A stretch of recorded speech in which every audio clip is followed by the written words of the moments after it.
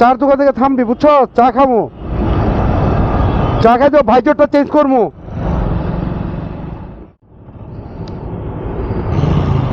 চলো।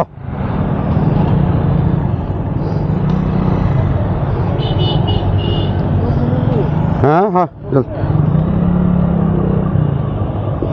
বিসমিল্লাহ। কিছুক্ষণ পরেই সন্ধ্যা হয়ে যাবে ইনশাল্লাহ। খুব কাছাকাছি চলে আসছে, হয়তো 80 কিলোমিটার আছে।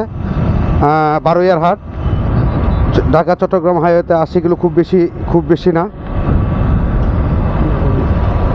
চাইলেই টানা যাবে। ভাইজরটা চেঞ্জ করে নিলাম, এখন হোয়াইট ভাইজর লাগে, যেহেতু সন্ধ্যা হয়ে আসছে, কারণ ওইটা দিয়ে কিছু দেখা যাবে না। আসো।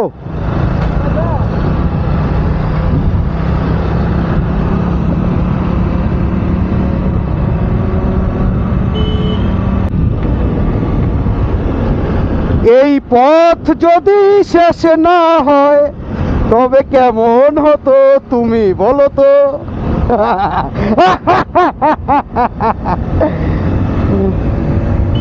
যদি পৃথিবীটা স্বপ্নের দেশ হয়।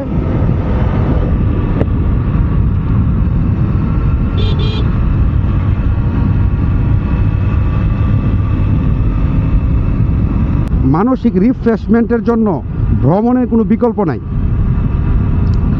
আপনি সংসারের ঝামেলায় বউয়ের সাথে ক্যাচাল করতে করতে, অফিসের বসের প্যারায় আপনি অতিষ্ঠ, কোনো সমস্যা নেই, ছুটি নিয়ে বের হয়ে পড়ুন ভ্রমণে, দেখবেন একদম পূর্ণ এনার্জি, আবার পুনরায় এনার্জি ফিরে পাবেন।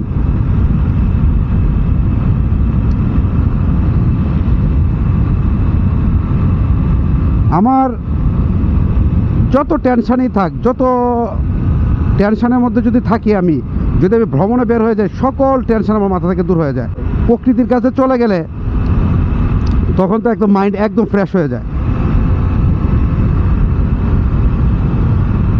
সন্ধ্যার আগ মুহূর্ত, একদম ঠান্ডা পরিবেশ, প্রচণ্ড গরমের মধ্যেও ঠান্ডা।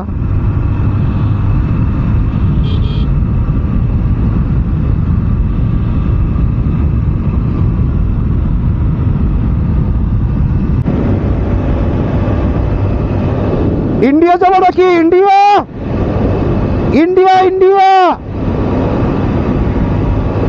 ইন্ডিয়া ইন্ডিয়া ইন্ডিয়ায় শুধু হাইওয়ে রাইড হবে ইন্ডিয়াতে, এরকম হাইওয়ে, আরো বড় এক্সপ্রেস হাইওয়ে, 4 লেন 8 লেনের highway.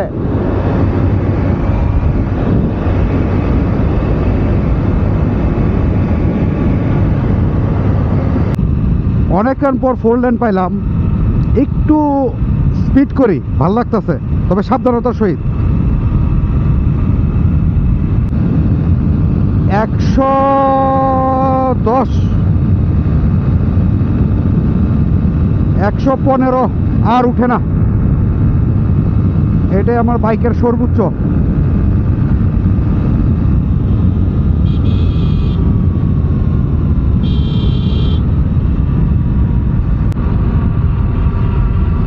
Feni 45 kilometre, Chittagong 132 kilometre.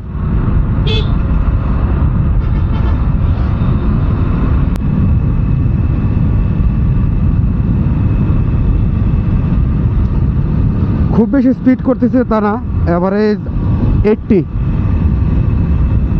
80-তে রাখার চেষ্টা করছি। এই 4 লেনে এরকম বড় হাইওয়ে হলে, আর এরকম পরিবেশ থাকলে, রুদ্র ছাড়া ঠান্ডা ঠান্ডা পরিবেশ থাকলে, হাজার হাজার কিলোমিটার রাইড করতে প্রবলেম নাই। কিন্তু ওই যে দিনের বেলা রুদ্র, একবারে অবস্থা খারাপ করে দেয়। আর ভাঙা চূড়া থাকলে তো লাইফ বরবাদি।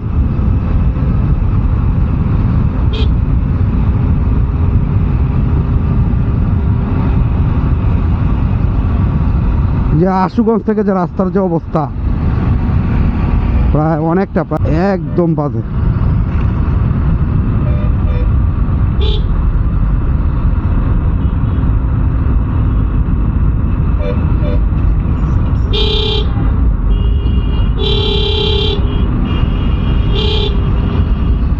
উল্টো পথে গাড়ি, আমাদের দেশ থেকে কবে দূর হবে? উল্টো পথে হাইওয়েতে সব সময় উল্টো পথে গাড়ি আসে। এই যে দেখেন রিক্সা আসতেছে উল্টো পথে, রিক্সা, মোটর সাইকেল, ট্রাক, ভ্যান, মানে আছেই। একটু ঘুরে আসলে সমস্যা কি, একটু ঘুরে আসলে একটু সময় বেশি লাগে, কিন্তু মানুষের জানের তো একটু নিরাপত্তা বিধান হয় না। এই যে দেখেন, এই যে অটো গাড়ি উল্টো রাস্তায় আসতেছে, এই যে রিক্সা, এই যে দেখেন একটার পর একটা উল্টো পথে। দেখার কেউ নাই, হাইওয়েতে দেখার কেউ নাই।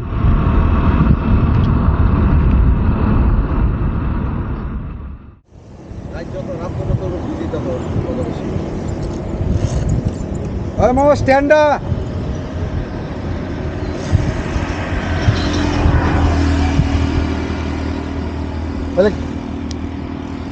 আবার রওনা দেওয়া যাক নাকি? হ্যাঁ, কোন জায়গায় আসছি? 14 গ্রাম।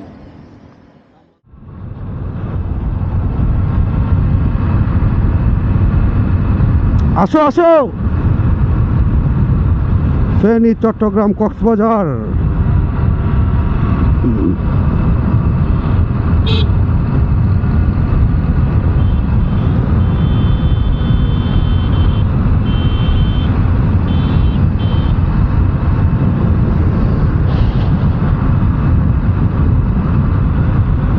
Feni 27 kilometre, Chittagong 114 kilometre.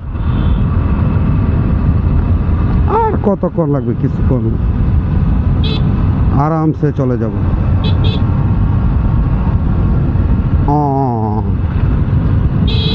এই মামা ওটু ওটু ওটু ওটু গো, ওটু ওটু হচ্ছে জীবন নাশকারী। ওটু দেখলেই ভয় করে। অন্ধ যানবাহন, মূর্খ যানবাহন, নাম হচ্ছে ওটু গাড়ি।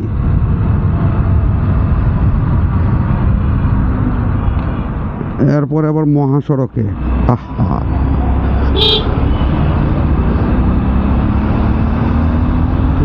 উল্টো ডানে বামে ঠিক ঠিকানা নাই, যেমনে মন চায় এইভাবেই চালায়।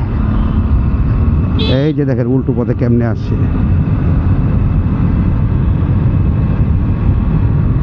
14 গ্রাম থানা, আমি আছি এই মুহূর্তে 14 গ্রাম থানা, মানে থানার গেট ক্রস করলাম।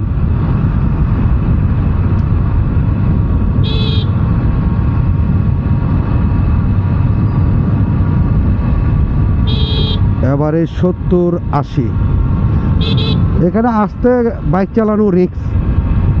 এখানে আপনার 60+ তো অবশ্যই রাখতে হবে, 80 রাখতে পারলে আরও ভালো।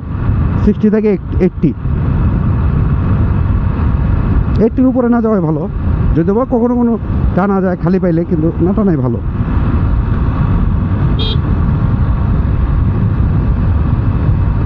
আমি আবার 70-80-তে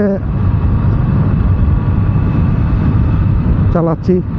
আরও জোরে চালাইতাম, আর একটু টানতাম, যেহেতু আমার সাথে শামসুল আলম আছে, কারণ তার আর আমার ডিস্টেন্সটা অনেক বেশি তো হয়ে যাবে এমনিতেই। যে মানে হাইওয়েতে আসার পরে একটু ডিস্টেন্স হচ্ছে, এটা ব্যাপার না, আমি একটু মাঝে মধ্যে থেমে, কিন্তু তার মতো করে আমি আবার একটু স্লো করে চালাতে পারছি না, কারণ তাহলে আমার আবার রাইড করতে প্রবলেম হয়। কারণ প্রবলেমটা হলো, কারণ তখন পিছন থেকে শুধু গাড়ি ওভারটেক করতে আসে, কিন্তু যে জিনিসটা আমার খুব ঝুঁকি লাগে, যে আমি ওভারটেক করলাম তাতে কোনো সমস্যা নাই, কিন্তু আমাকে ওভারটেক করুক, এটা প্রবলেম। 6টা 8 বাজে, আমি তো ভাবছিলাম সন্ধ্যা হয়ে গেছে, কিন্তু বাট এখনো সূর্য ডুবে নাই। ওই যে আপনারা দেখুন, মেঘের আড়াল থেকে সূর্যটা দেখা যাচ্ছে, সূর্য কিন্তু এখনো ডুবে নাই।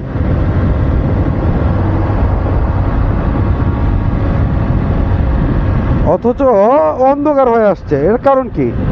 মানে মেঘের আড়ালে চলে যাওয়াতে।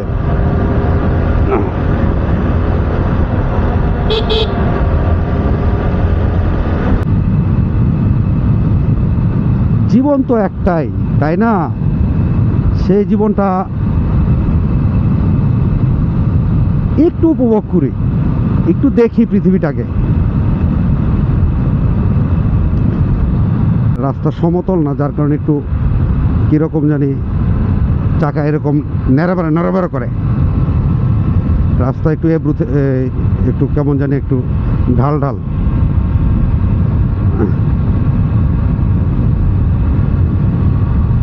নিজের দেশটাকে আগে একটু দেখি।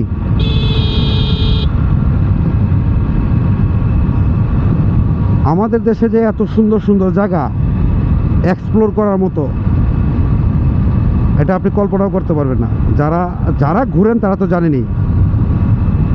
বিশেষ করে যে পার্বত্য এলাকা, ও অস্থির।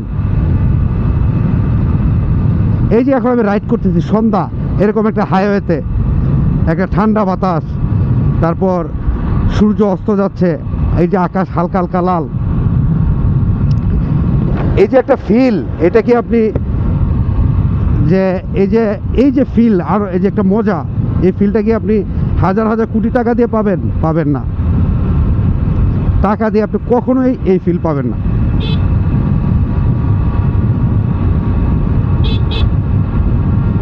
একদম মনটা উদাস হয়ে গেছে, নিজেকে কবি কবি মনে হচ্ছে, মনের মধ্যে কত কবিতা ছন্দ আসতেছে।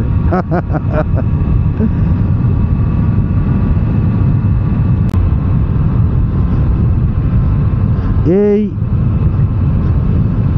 সন্ধ্যার হিমহিম বাতাসে এই হাইওয়েতে আমার বউটারে খুব মিস করতেছি। পিলিয়ন হিসেবে থাকলে মানে পুরা রোমান্টিক হয়ে যেতাম। বন্ধুরা, আমরা ফেনীর খুব কাছাকাছি চলে আসছি। সম্ভবত আমরা ফেনীতে ঢুকতে যাচ্ছি।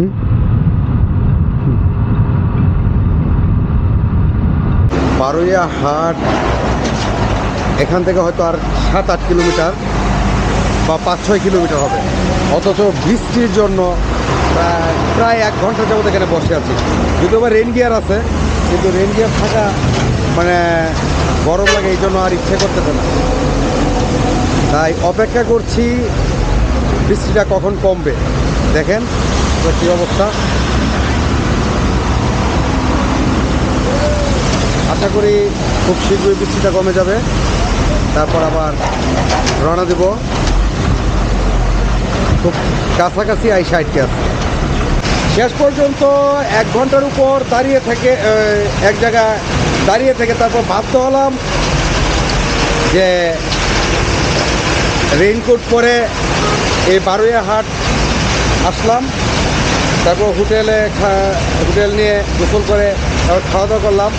আর প্রচুর বৃষ্টি। এখন আপনাদের কাছ থেকে বিদায় নিয়ে নিচ্ছি। আর আমার চ্যানেলটি অবশ্যই সাবস্ক্রাইব করে দেবেন। আল্লাহ হাফেজ।